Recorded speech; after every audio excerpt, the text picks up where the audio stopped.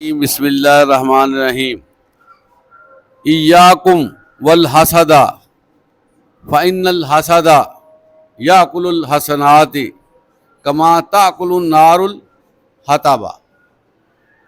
حسد سے بچو، کیونکہ حسد نیکیوں کو اس طرح کھا جاتا ہے جس طرح لکڑی آگ کو خاکستر کر دیتی ہے۔ عزیز طلبہ، سنن ابی داؤد اس کی ایک مشہور حدیث آپ کے سامنے بیان کی گئی ہے، اور یہ حدیث ہمارے معاشرتی نظام کے بارے میں ہے کہ معاشرے میں کیا کچھ ہوتا ہے اور کون سی برائیاں ہیں، اس کو کیسے ٹھیک کیا جا سکتا ہے۔ حسد معاشرتی برائیوں میں ایک بڑی برائی ہے، اور حسد عزیز طلبہ کیا ہے اس کے بارے میں سمجھنا ضروری ہے۔ ایک ہوتا ہے رشک، ہوتا ہے رشک، اس کو کہتے ہیں کہ اگر آپ کسی کو اچھے لباس میں ملبوس دیکھتے ہیں، وہ آپ کو اچھا خوبصورت لگتا ہے، تو آپ اس کو ماشاءاللہ کہہ سکتے ہیں، آپ اس کے لیے دعائے خیر کر سکتے ہیں، یہ ہے اس کا رشک۔ اسی طرح اگر آپ اس کو دیکھتے ہیں لیکن آپ کے دل میں جلن پیدا ہوتی ہے اور آپ کا ذہن بنتا ہے کہ یہ کیوں ہنستا ہے، کیوں مسکراتا ہے، کیوں اچھے کپڑے پہنتا ہے، اور اس کے لیے پلاننگ کی جائے، سوچ بنائی جائے کہ اس کو سکپ کر دیا جائے، اس کو تھوڑا سا ہلا دیا جائے، اس کو تھوڑا سا گھما دیا جائے تاکہ یہ ٹینشن میں آ جائے۔ اسی طرح کوئی بندہ کامیابی حاصل کرتا ہے یا کر رہا ہے، اس کے حوالے سے دل میں خیال کرنا کہ یہ ہمارے خاندان کا بچہ ہے، بہت آگے بڑھ رہا ہے، یہ کہیں ہم سے آگے نہ بڑھ جائے۔ تو بہت سے لوگ اتنے خطرناک حاسد ہوتے ہیں کہ وہ بچے کا ارینج ایکسیڈنٹ کروا دیتے ہیں، بچے کو کوئی کسی پروگرام میں مبتلا کر دیتے ہیں، کوئی ڈینجرس سسٹم میں۔ تو اسی طرح عورتوں میں حسد کرنے کا بڑا ہی معاملہ خراب ہے، اور یہ جو پھونکیں مروانا، یہ جو دانے پہ دانہ گرانا، تو یہ چیزیں جو ہیں یہ حسد کے بعد ترتیب دیتی ہیں، جس کو ہم کالا جادو کہتے ہیں۔ سب سے پہلے بندہ حسد کا شکار ہوتا ہے، اور دوسرے بندے کو گرانے کے لیے وہ پھر عملیات کرتا ہے، اور شیاطین کے ہمنوا لوگوں کے پاس جاتا ہے کہ اس کو کیسے ہم نے کرانا ہے۔ بعض اوقات آپ نے دیکھا ہوگا کہ راستے میں بکرے کی سری پڑی ہوتی ہے، ایسی چیز جو بالکل حلال ہوتی ہے لیکن نیچے پھینک دیا جاتا ہے۔ تو یہ جو جادو کرایا جاتا ہے نا، یہ بہت ہی کبھی فیل ہے، لیکن لوگ کروانے سے باز نہیں آتے۔ اب آپ دیکھیں نا، ایک بندہ اپنے گھر سے گاڑی نکال رہا ہے، کوئی بندہ اس کے گیٹ کے سامنے درمیان میں کوئی پڑی ہوئی چیز رکھ دیتا ہے۔ اب اس بندے نے گاڑی اوپر سے کراس کرنی ہے، وہ کراس کر لیتا ہے گاڑی، تو اس کے گاڑی پہ اس کے اثرات شروع ہو جاتے ہیں۔ اسی طرح بندہ چلتے چلتے کوئی چیز، کوئی دال وغیرہ، کوئی اور اس طرح کی چیز زمین پہ رکھ دیتے ہیں، بندہ اس کے اوپر سے گزر دیتا ہے، اس پہ جادو کا اثر شروع ہو جاتا ہے۔ اسی طرح گھر میں ہیں، پانی پہ پھونک دیا جاتا ہے، اسی طرح پانی پڑا ہوا ہے وہ ان کے مکان پہ چھڑکاؤ کر دیا جاتا ہے۔ تو مختلف طریقے سے یہ کالا علم سے جادو کیا جاتا ہے۔ اس کی شروعات ہی حسد سے ہوتی ہے، اور اللہ کے رسول آپ صلی اللہ علیہ وسلم نے فرمایا کہ حسد سے بچو۔ حسد نیکیوں کو اس طرح کھا جاتا ہے جیسے سوکھی لکڑی کو آگ جلا کر خاکستر کر دیتی ہے، یعنی کہ بندے کے پلے کوئی نیکی رہنے نہیں دیتا حسد۔ پھر یہ عزیز طلبہ، عزیز اہم بات ہے کہ حاسد جو ہے وہ خود حسد کی آگ میں جلتا ہے۔ اس کا سکون جو ہے برباد ہو جاتا ہے، اور وہ منفی پلاننگ میں لگا رہتا ہے کہ میں نے اس کو کیسے گرانا ہے۔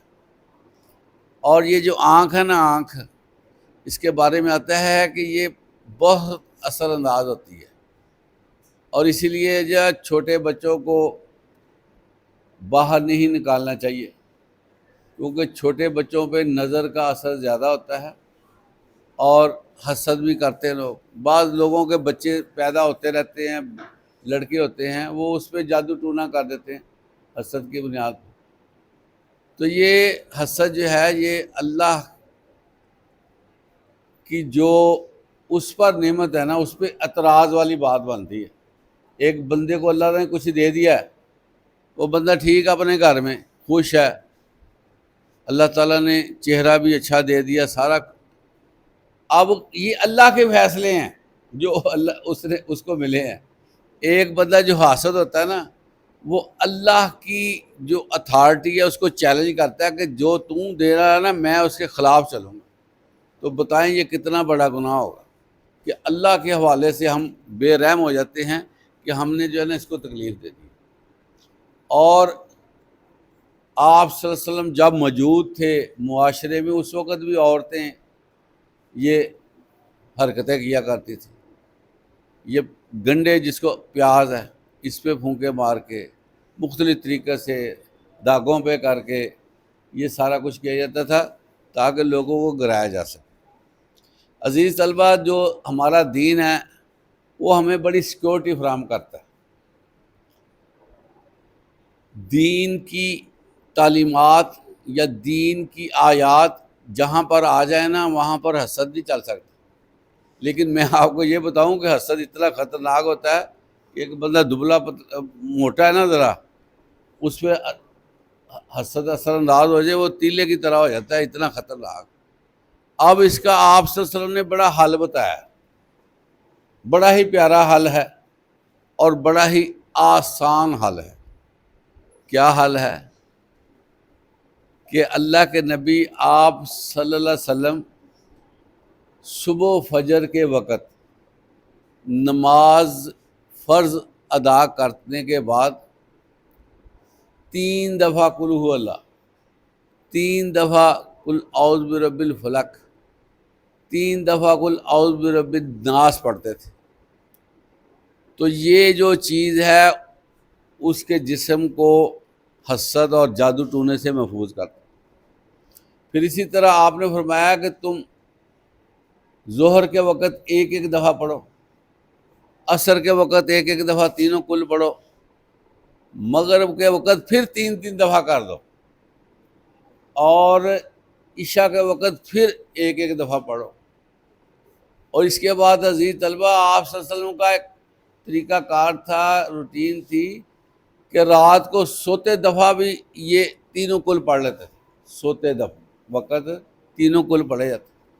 اور جب یہ کل نازل ہوئے نا، اللہ کے نبی اس سے پہلے کچھ اور بھی پڑھتے تھے، لیکن جب یہ کل نازل ہو گئے تو اللہ کے نبی ان کلوں کو پڑھنے لگ گئے، اور یہ بندے کو حصار کا کام کرتے ہیں، یہ بندے کو طاقتور بناتے ہیں، اور شیطانی حرکتوں کا جسم پر کوئی اثر نہیں ہوتا۔ عزیز طلبہ، آپ نے آیت الکرسی کے حوالے سے سنا ہوگا، آپ صلی اللہ علیہ وسلم نے فرمایا کہ جو بندہ آیت الکرسی پڑھ کر سوتا ہے تو ایک نگہبان فرشتہ اللہ مقرر کر دیتا ہے جو شیاطین سے اس کی حفاظت کرتا ہے۔ اسی طرح سورہ بقرہ ہے، اس کی آخری 2 آیات آپ صلی اللہ علیہ وسلم پڑھتے تھے۔ تو عزیز طلبہ، اللہ کا جہاں ذکر ہوگا نا، وہاں پر شیاطین اثر انداز نہیں ہوتے۔ اعوذ باللہ من الشیطان الرجیم بہت پیارا ذکر ہے، لا حول ولا قوت الا باللہ۔ اچھا عزیز طلبہ، آپ کو پتہ ہے کہ جب بندہ گھر سے نکلتا ہے نا، تو راستے میں ایک شیطان کھڑا ہوتا ہے جو اس بندے کا ویٹ کر رہا ہوتا ہے کہ اس کو میں نے دبوچنا ہے، اس کو میں نے پکڑنا ہے، اس کو میں نے نقصان دینا ہے۔ آپ نے کئی دفعہ ایسے لوگوں کو سنا ہوگا، دیکھا ہوگا، گھر سے نکلتے ہیں، ایکسیڈنٹ کروا کے گھر آ جاتے ہیں۔ ابھی نکلے، وہ کہتے ابھی تو تم نکلے تھے، اور سامنے سڑک پہ گئے تو بندہ فارغ۔ تو کیا ہوتا ہے، شیطان جو ہے نا وہ بندے کو پکڑتا ہے اور حادثہ کرواتا ہے۔ اس کا توڑ اللہ کے نبی نے کیا فرمایا ہے، بسم اللہ توکلت علی اللہ لا حول ولا قوت الا باللہ، یہ گھر سے نکلنے کی دعا ہے۔ تو یہ دعائیں پڑھیں گے تو اللہ تعالی ہمیں آفتوں سے محفوظ رکھے گا۔ یہ جو انسان ہے نا، انسان یہ جب پیدا کیا گیا نا انسان، تو آپ کو پتہ ہے شیطان کو کتنی پریشانی ہوئی تھی، ناراضگی ہو گئی اللہ کی کہ دفع ہو جو، تم میرے بنائے ہوئے آدم پہ تم اس کو تکریم نہیں دے رہے۔ شیطان اس وقت سے ہمارے خلاف۔ پھر کیا ہے، شیطانی نسل کی اور بھی کئی ہوائی چیزیں ہیں، پتہ آپ کو، اور ہمہ وقت وہ آسمان پہ رہتی ہے۔ ایک بندہ تھا لڑکا، اس کو اسی طرح جن کا اثر ہو گیا، ہوائی چیز کا اثر ہو گیا، پھر وہ آنکھیں بند بھی ہو تو اس کو نظر آتا ہے۔ تو جب وہ ٹھیک ہو گیا تو ہم اس سے پوچھتے تھے بھی کیا کیا ہوتا رہا، تو پھر وہ ساری باتیں بتاتا تھا، کہتا تھا کہ اوپر میں دیکھتا تھا بلائیں بلائیں نظر آتی تھی مجھے۔ یہ جو ہمارے گھر کے جو بنیرے ہیں وہاں پر جن بھوت کھڑے رہتے درختوں پہ، تو یہ بہت زیادہ تعداد میں ہیں۔ تو یہ حملہ آور ہوتے ہیں، اور پھر یہ کیا ہوتا ہے، ان کو جو کالے علم والے ہوتے ہیں نا، وہ ان کو قابو کر لیتے ہیں، دوستی لگا لیتے ہیں۔ جس طرح ایک بندہ بدماش بندے سے دوستی لگا لے، وہ جہاں جاتا ہے اس کو لے کر جاتا ہے کہ یہ کام نکلواؤ میرا، وہ پھر روب جماتا ہے، سارا کچھ کرتا ہے۔ اسی طرح عامل لوگ جو ہوتے ہیں، یہ ان کے ہاتھ میں یہ چیز ہوتی ہے، کالا علم پڑھ پڑھ کے نا، کچھ شیاطین جن کی شکل میں وہ اس کے قابو میں آ جاتے ہیں، پھر اس کو سپورٹ کرتے ہیں، اور پھر وہ جو ہے وہ حرکتیں کرواتے ہیں، اس سے تنگ کرواتے ہیں۔ کوئی چھت کے اوپر خون کے چھینٹے پھینکوا دیے، اور حرکتیں کرنے لگ گئے۔ تو یہ چیزیں جو ہے نا یہ شروع سے چلی آ رہی ہیں، اور انسان کے ساتھ ایسا ہوتا رہا۔ آپ صلی اللہ علیہ وسلم نے فرمایا، کتنی پیاری بات، کہ تم اپنی جو اندر کی باتیں ہیں لوگوں کو نہ بتایا کرو۔ فار ایگزامپل گھر میں کوئی خوشخبری آ گئی ہے تو کیا ضرورت ہے خوشخبری کا بتانے؟ آپ اپنے کو پلان بنا رہے ہیں، کوئی اچھی بات کا پلان بنا رہے ہیں، تو کیوں ضرورت ہے کہ دوسروں کو بتایا جائے؟ حاسد ہوتے ہیں لوگ پھر جو ہے وہ آپ کو اپنی منزل پہ پہنچنے نہیں دیتے، کیونکہ آپ کو نہیں پتا اس کے دل میں آپ کے لیے کیا ہے۔